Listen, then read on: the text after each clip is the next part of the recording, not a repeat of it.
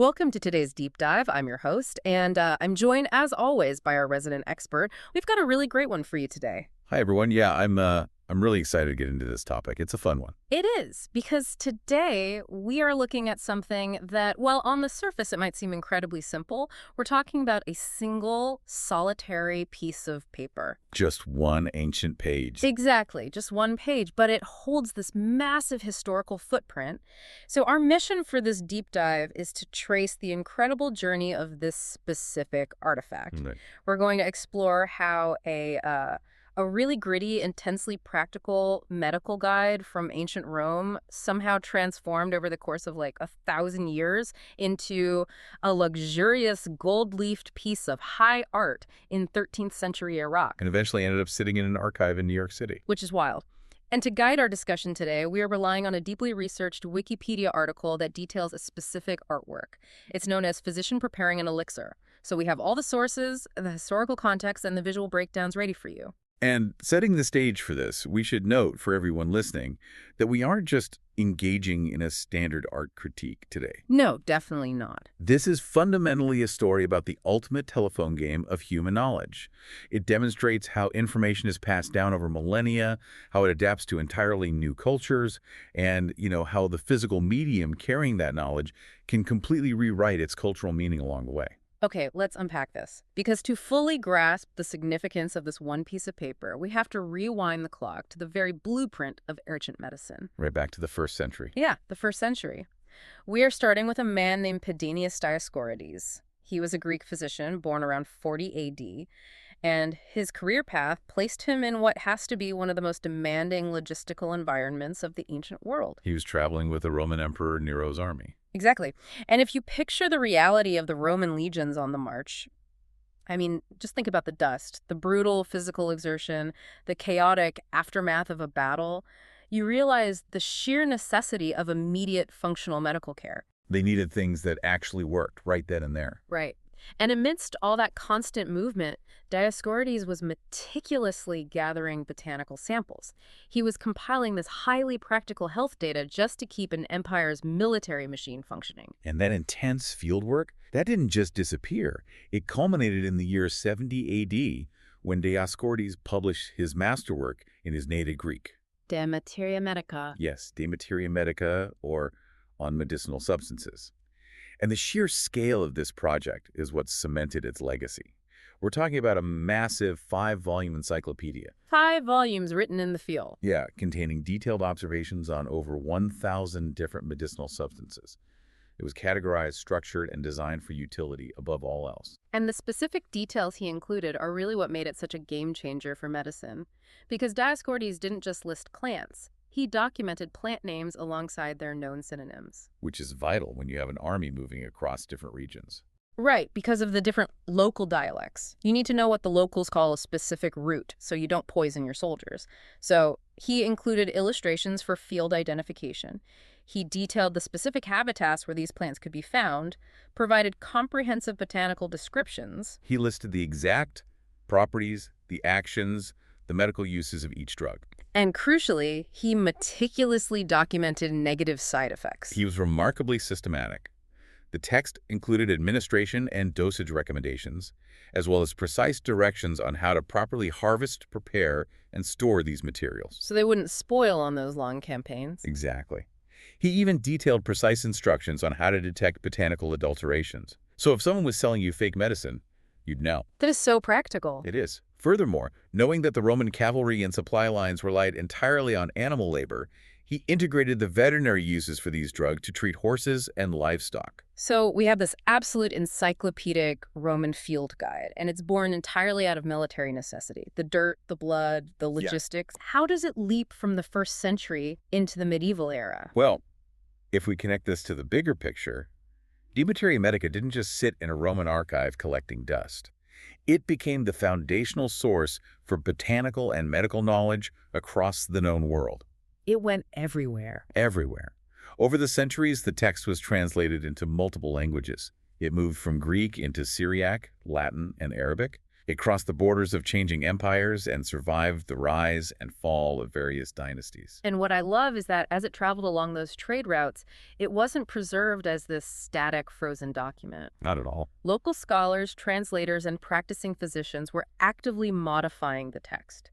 They were rearranging the entries and weaving their own regional botanical knowledge into that existing Roman framework. It operated as a continuously updated, living document. Which brings us zooming forward to the primary object of our deep dive today. We are jumping ahead more than 1,000 years from Dioscorides' original publication to the year 1224 AD.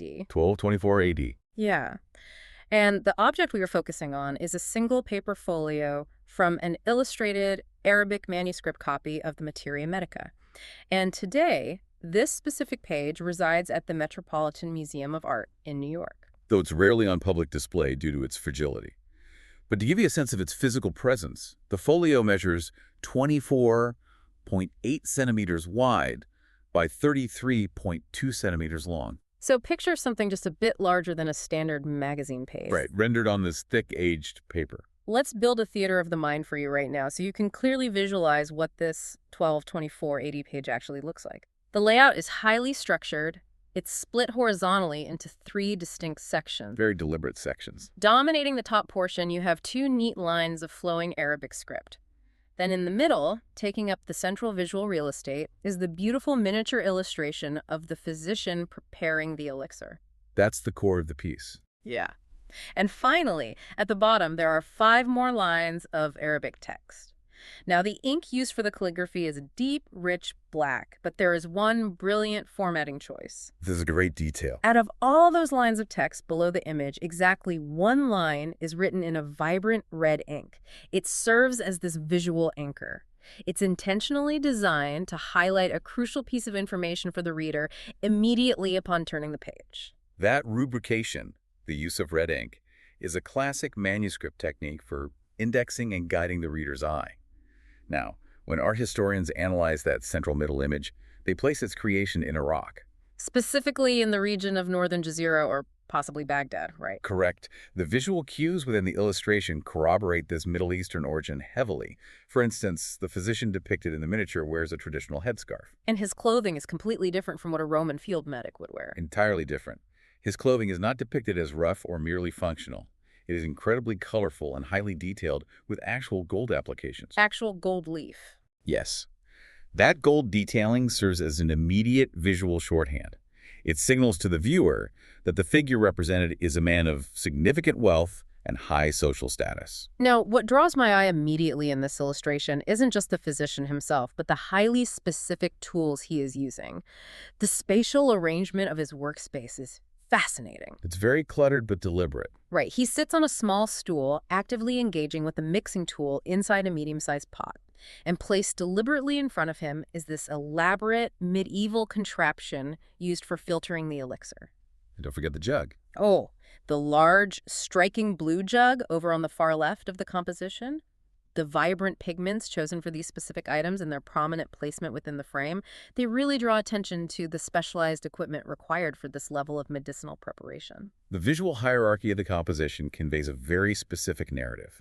It emphasizes the learned man, the specialized nature of his equipment, and the precise, careful process of creation. Here's where it gets really interesting.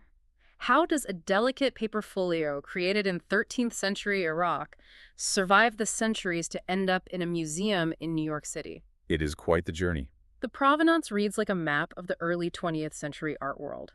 As far as the historical record shows, this specific page was part of a collection held by a man named F.R. Martin in Stockholm around the year 1910. Martin was a prominent collector. He actually possessed several other pages that had been separated from various copies of Dioscorides' Materia Medica. Right. One of those related folios was an image titled Men Stepping on Grapes, which also eventually made its way to the Met.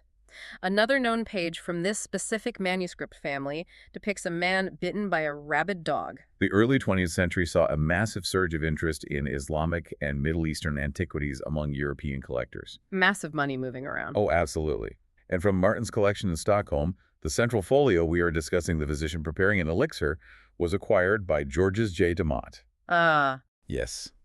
DeMotte was a Belgian-born art dealer, operating out of Paris during a very lucrative period for international antiquities.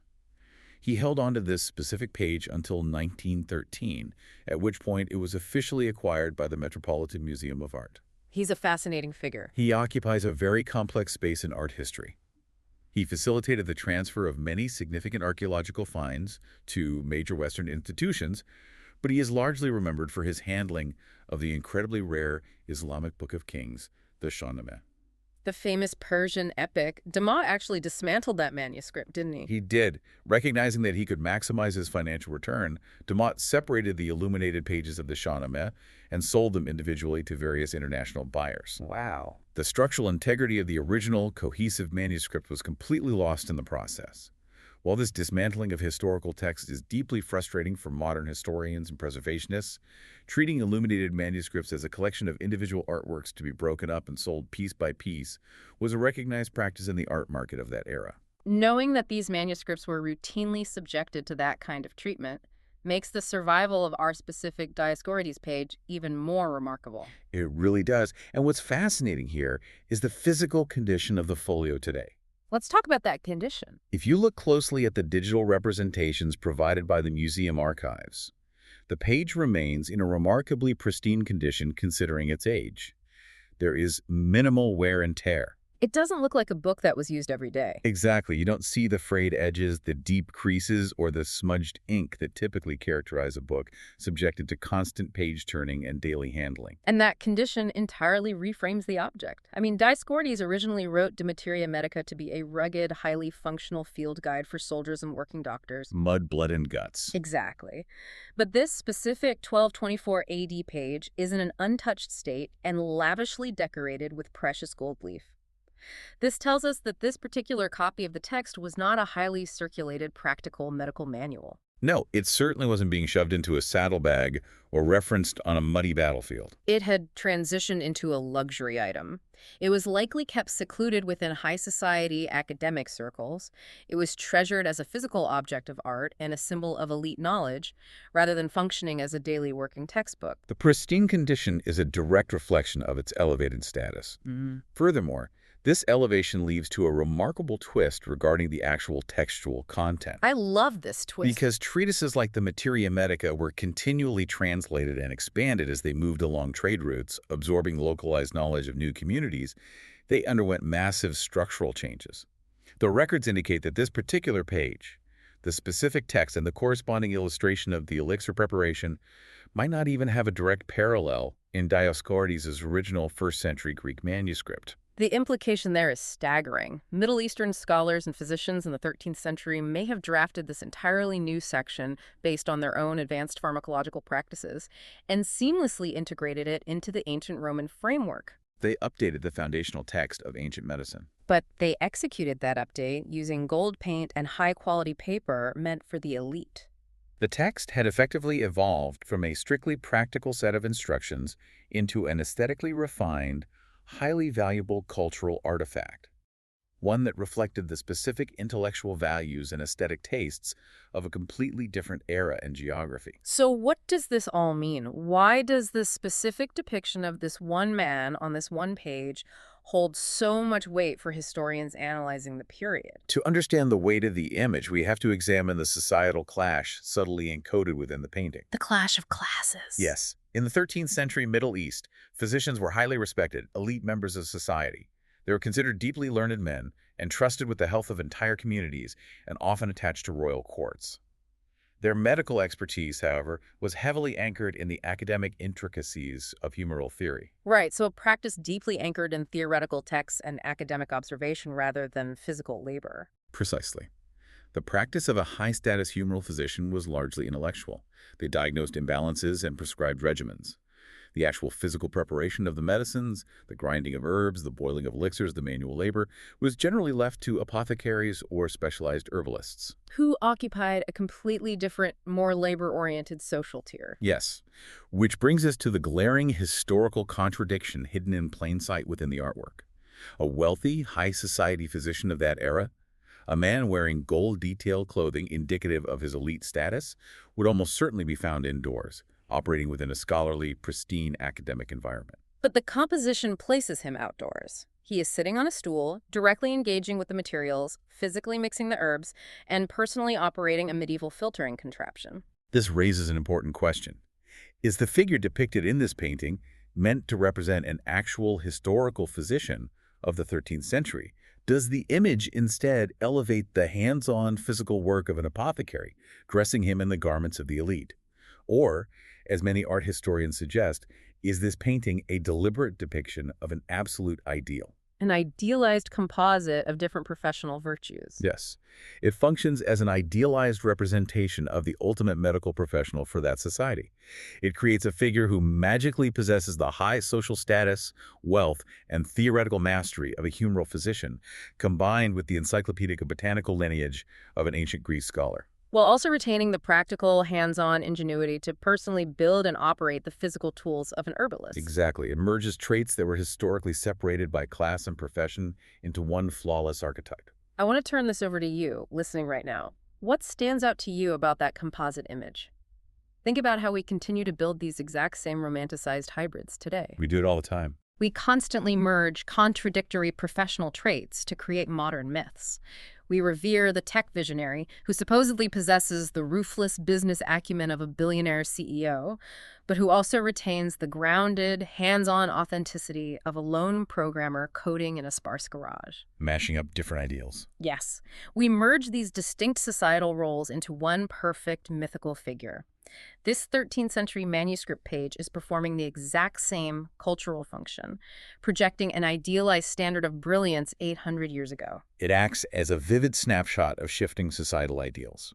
It demonstrates that when knowledge travels across centuries, societies don't merely copy the information. They project their own cultural values, their hierarchies, and their aspirations onto the medium itself. To bring this full circle, consider the sheer scale of the journey this knowledge undertook. It originates in the dust and the chaotic logistical nightmare of Emperor Nero's military campaigns in 40 AD.